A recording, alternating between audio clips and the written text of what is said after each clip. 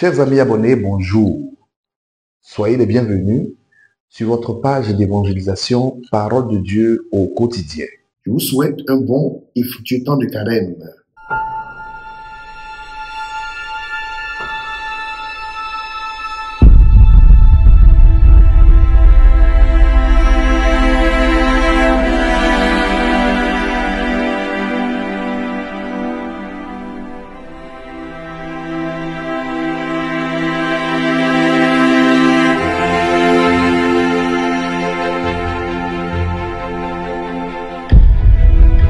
Disons un Je vous salue Marie pour la santé de notre Saint-Père, le Pape François. Je vous salue Marie, pleine de grâce, le Seigneur est avec vous. Vous êtes bénie entre toutes les femmes et Jésus, le fruit de vos entrailles, est béni. Sainte Marie, Mère de Dieu, priez pour nous pauvres pécheurs, maintenant et à l'heure de notre mort. Amen. Frères et sœurs chrétiens, ce dimanche est le premier du temps de carême de l'année liturgique C. Et pour cette année liturgique C, nous venons d'écouter l'évangile selon Saint Luc. L'année suivante, nous écouterons l'évangéliste Saint Matthieu nous donner le récit de la tentation. Nous serons dans l'année liturgique A. L'année suivante, l'année liturgique B, nous méditerons avec Saint Marc, son évangile au sujet des tentations de Jésus. Je me propose de vous donner, en cette occasion, une brève catéchèse sur les tentations de Jésus au désert. Parce que le diable vient et il fait de pleines choses.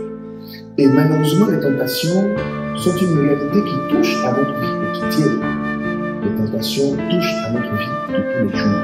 Où malheureusement, nous tombons très souvent dans le péché, nous tombons dans les pièges de l'ennemi. Pour ce premier point important de notre catéchèse, il est important, frères et sœurs, de savoir qu'effectivement, Jésus a été tenté au désert par le diable. Ça, il faut le savoir. Il a été tenté au désert par le diable. Mais ce qui est plus important et qu'il faut souligner, c'est que Jésus a vaincu tous les pièges de l'ennemi. Jésus a déjoué le plan de l'ennemi. Jésus a fait échouer Satan dans ses intentions de le faire succomber au péché. Et Jésus va vaincre Satan durant toute sa vie. Il va le vaincre, même sur le chemin du calvaire.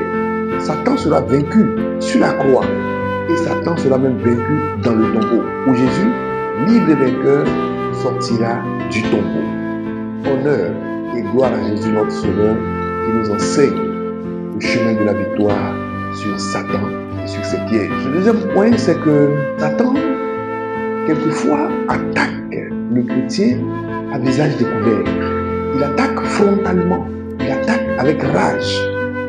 Mais ça, c'est lorsque tous ces pièges sont tombés à l'eau. Lorsqu'il a été dévoilé, il a été démasqué. Et quand il n'a plus d'autre stratégie, alors Satan attaque la personne qu'il veut faire tomber frontalement.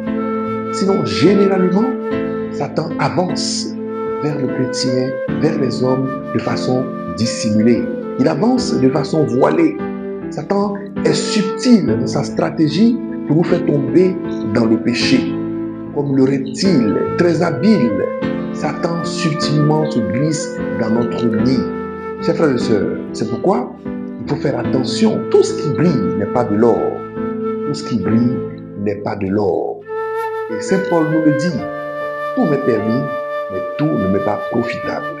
Troisième point, l'évangile de ce jour commence par nous dire que Jésus, après son baptême, était rempli de l'Esprit Saint. Autrement dit, Jésus était préparé pour la mission. Il était disposé à accomplir la volonté de son Père.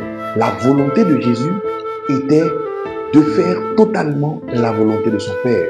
Et c'est là que Satan vient l'attaquer. C'est là que Satan entre en action pour faire échouer le plan de Jésus de se mettre totalement au service de son Père. Il faut savoir que le démon envie l'être humain.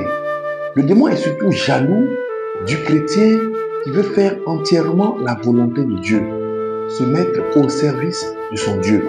N'oubliez pas que Satan lui-même a été précipité du paradis aux enfers à cause de sa rébellion contre Dieu. Donc Satan est furieux. Il en veut à tous ceux qui veulent servir Dieu. À tous ceux qui veulent faire la volonté de Dieu, Satan se dresse contre eux. En plus, il faut savoir que le démon s'attaque à l'homme, pas parce qu'il n'aime pas l'homme. Le démon s'attaque à l'homme parce qu'il n'aime pas Dieu. Et donc, si l'homme veut se mettre au service de Dieu, Satan se dresse sur son chemin pour l'en dissuader, pour le faire tomber, le faire échouer. Le démon s'attaque donc à l'homme parce que l'homme veut se mettre au service de Dieu. Et donc tout homme qui voudrait faire la volonté de Dieu devient un ennemi potentiel de Satan.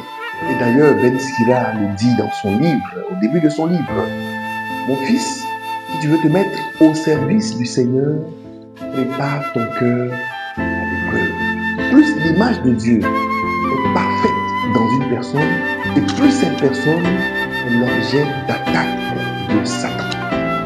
Chers frères et sœurs, c'est pourquoi ce temps de carême doit être un temps où nous devons nous préparer spirituellement. C'est un temps d'éveil spirituel.